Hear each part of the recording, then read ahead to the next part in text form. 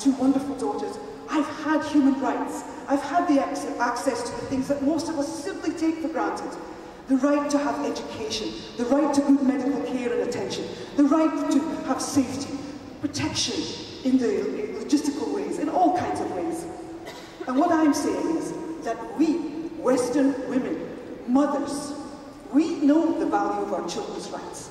We want our children, all children, to have access to good things, to life, to education, to health care. I don't want to see any mother die of a preventable disease. Why should that be? The mother, the one that we should honor, the one that we should value and protect, above all, the women of the world, they are the ones that desperately need us now. The stigma that we still face and that still affects our life.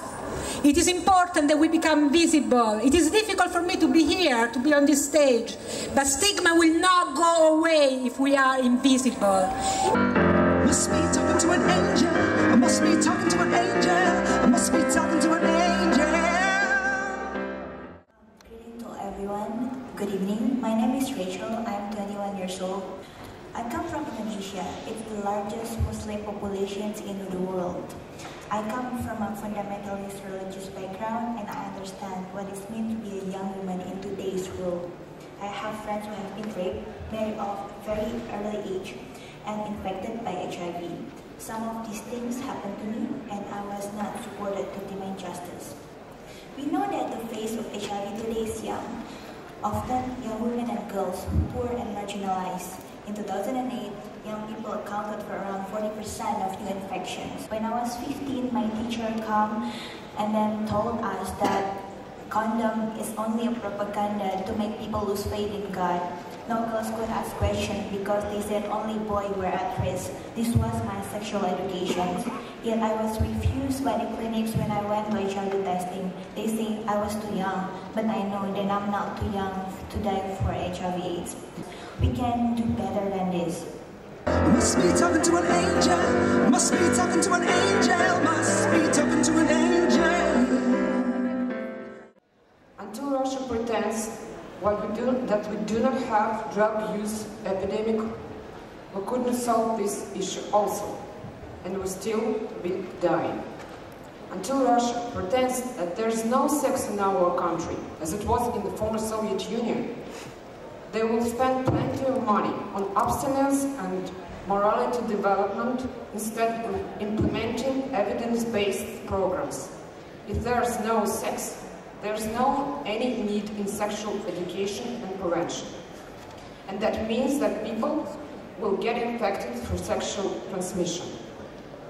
And it is proven that the first crucial step to tackle every problem is just to recognize it. I first was exposed to the HIV pandemic in 2003, 7 years ago, at the launch of Nelson Mandela's 46664 HIV/AIDS Foundation. And through that experience, I was personally invited to see the pandemic for myself as it plays out in a personal way. I met people who were affected and infected in orphanages, in clinics, in their homes, in townships.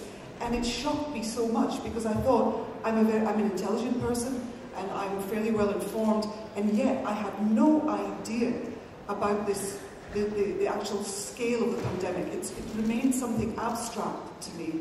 You know, we living in a kind of Western bubble here. And what does this really have to do with HIV response? And I would urge you to remember that of all the numbers, of all the graphs you're going to be seeing over the next few days, each of those numbers represents a person.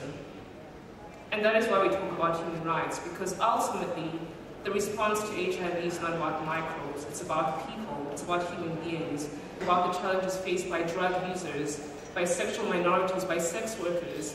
These are groups that are so critical to HIV response, and yet we still have so many countries that have laws in place that criminalize the choices that they make, which render them vulnerable to HIV. And yet at the same time, we hope to have universal access while we're ostracizing the very people that we most need to reach. The challenge is not overfunding of HIV, the challenge is underfunding of HIV, of health in general. And health is not underfunded because we cannot afford it, it's underfunded because we do not prioritize it. Millions of people around the world mobilized around the right to health and around the right to life. In closing, I just want to draw attention to African states who 10 years ago made a commitment to spend 15% of the national budgets on health, and to date less than 10 countries have met this commitment. So we cannot afford health in the African region apparently, but we can afford soccer, we can afford luxuries, we can afford wars, but we cannot afford the thing that is the critical foundation of all social and economic development. It's irrational and it's a scandalous human rights violation. Right now as I'm speaking, and UNAIDS have stated that HIV/AIDS is the biggest killer of women of reproductive age around the world. The G8 made a commitment to maternal and child health. We need to first deliver on HIV and AIDS if we are going to pretend that we're going to have a platform on which we can build maternal and child health.